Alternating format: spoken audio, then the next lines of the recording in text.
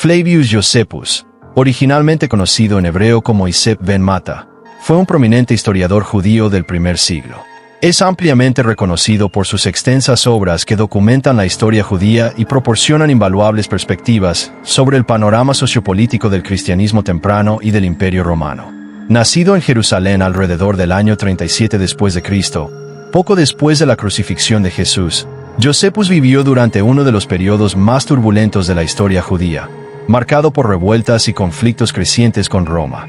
Su vida y contribuciones literarias son esenciales para entender los desarrollos históricos de Palestina y el judaísmo durante el periodo del Segundo Templo.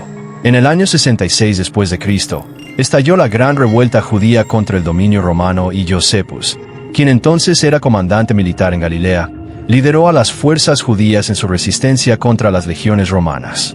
Sin embargo, tras la derrota judía en el bastión de Capitolia, fue capturado por los romanos. Mientras estaba encarcelado, Josephus realizó una notable profecía, presagiando que su captor, el general romano Vespasiano, algún día ascendería al trono como emperador de Roma. Cuando esta profecía se cumplió unos años después, Vespasiano, profundamente impresionado, le concedió la libertad a Josephus como demostración de lealtad hacia sus nuevos patrones romanos. Josephus adoptó el nombre de familia Flavius, alineándose con la dinastía Flavia gobernante. Considerado como uno de los mayores historiadores de la antigüedad, Flavius Josephus produjo extensos escritos que siguen siendo invaluables para los estudiosos que investigan la Palestina del primer siglo, la vida religiosa judía, las luchas políticas y el contexto más amplio en el que emergió el cristianismo. A pesar de las acusaciones de sesgo debido a su colaboración con los romanos, sus obras contienen información que no se encuentra en otras fuentes, lo que las convierte en críticas para la investigación histórica. Josephus pasó el resto de su vida en Roma bajo el patrocinio imperial, dedicándose a croniclar la historia de su pueblo. La fecha exacta de su muerte sigue siendo incierta, aunque los historiadores estiman que ocurrió alrededor del año 100 después de Cristo. A pesar de los desafíos y contradicciones que rodean sus relatos, sus escritos continúan siendo recursos fundamentales para quienes exploran el mundo antiguo y los orígenes del cristianismo. A continuación se muestra una carta atribuida a Josephus, aunque se desconoce su estado exacto de composición. Está dirigida a sus compatriotas. Saludos, hermanos míos. Les escribo desde Roma, donde innumerables informes e historias sobre nuestra patria llegan a mis oídos. Muchas voces hablan de Jesús de Nazaret, el hombre que, como bien saben, caminó entre nosotros hace apenas unas décadas. Me siento compelido a compartir con ustedes no solo los relatos que he recogido de diversas fuentes, sino también mis propios recuerdos y observaciones acerca de este enigmático personaje. Algunos lo llamaban profeta, otros rabino y otros aún creían que era el tan esperado Mesías. Era un hombre de aspecto modesto, pero su presencia era innegablemente imponente. En las calles y sinagogas hablaba con una autoridad rara vez vista entre nuestros maestros. Sus palabras portaban una sabiduría inusual, reminiscentes de los antiguos profetas. Recuerdo haber escuchado su voz fuerte pero tranquila, proclamando enseñanzas que conmovían al humilde y desconcertaban a las multitudes eruditas. Lo seguían a donde quiera que iba, anhelando esperanza y sanación. Se difundían rápidamente historias de sus prodigios, ciegos que recuperaban la vista, cojos que caminaban, leprosos limpiados de sus afecciones e incluso muertos de los que se decía que volvían a la vida. Su fama se extendió por Galilea, atrayendo multitudes ansiosas por presenciar de primera mano sus milagrosas hazañas.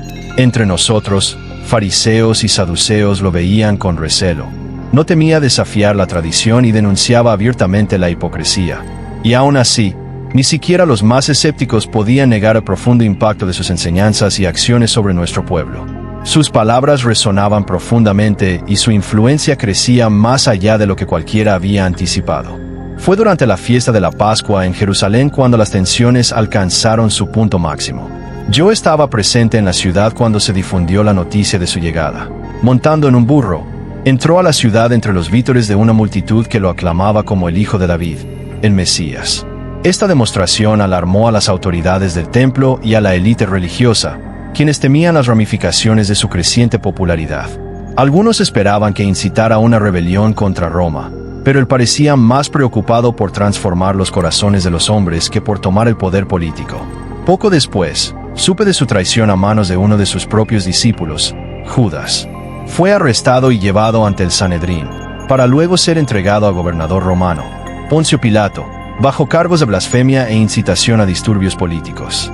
Me enteré de que fue azotado, burlado y, en última instancia, condenado a la forma más despreciable de ejecución, la crucifixión, un castigo reservado para criminales y traidores. Muchos asumieron que con su muerte su movimiento se disolvería en el olvido, pero como bien saben, ese no fue el caso. En los días que siguieron, los rumores se extendieron como la pólvora, susurros de una tumba vacía, de discípulos que juraban haberlo visto vivo, de una ascensión a los cielos presenciada por muchos. Sus seguidores, que alguna vez fueron pescadores y recaudadores de impuestos, ahora surgían como heraldos intrépidos de sus enseñanzas, proclamando su mensaje con una convicción inquebrantable, incluso bajo amenaza de persecución.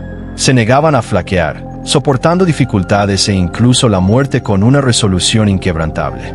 Aquí en Roma, el nombre de Jesús continúa siendo pronunciado a menudo con una mezcla de temor, reverencia y hostilidad. Sus seguidores, aunque despreciados y perseguidos, persisten con un fervor que parece provenir de algo más allá de este mundo. Se hacen llamar a sí mismos los discípulos del ungido, y a pesar de todos los esfuerzos por silenciarlos, sus números crecen. No escribo para juzgar ni para abogar a favor o en contra de su causa, sino para documentar los eventos tal como se desarrollan ante mis ojos. Este hombre de Nazaret, quien quiera que haya sido realmente, ha dejado una marca indeleble en nuestra historia. Incluso en el corazón del imperio, su nombre se pronuncia con asombro y temor. Que el Altísimo nos conceda la sabiduría para discernir la verdad y que podamos navegar estos tiempos con perspicacia y justicia. Que la luz de la Torá continúe guiando nuestros pasos. Hace algunos años regresé a nuestra patria, impulsado por el deseo de comprender mejor todo lo acontecido. Viajé a Nazaret, el humilde pueblo donde Jesús fue criado. Allí, encontré a sus parientes sobrevivientes, gente sencilla pero digna, que hablaba de él con quieta reverencia. Su madre, Miriam, conocida entre los griegos como María, ya había avanzado en años, pero conservaba una presencia de serena sabiduría. Ella compartió conmigo recuerdos de la infancia de su hijo, describiendo cómo, incluso desde muy joven, demostró una comprensión extraordinaria de sus sagradas escrituras. También hablé con su hermano Santiago, conocido como el Justo, un hombre de carácter resuelto y profunda piedad, que dirigía la comunidad judía cristiana en Jerusalén. Una de las figuras más intrigantes que conocí fue María Magdalena, una de sus seguidoras más devotas, cuyo testimonio reflejaba una fe inquebrantable en la resurrección de su maestro. A mi regreso a Roma, observé la continua expansión del movimiento cristiano. A pesar de la persecución, el encarcelamiento e incluso la ejecución, su determinación permanecía intacta. En ellos hay una fuerza que desafía toda explicación, como si extrajeran su fuerza de una fuente invisible. Flavius Josephus, historiador y servidor de nuestro pueblo,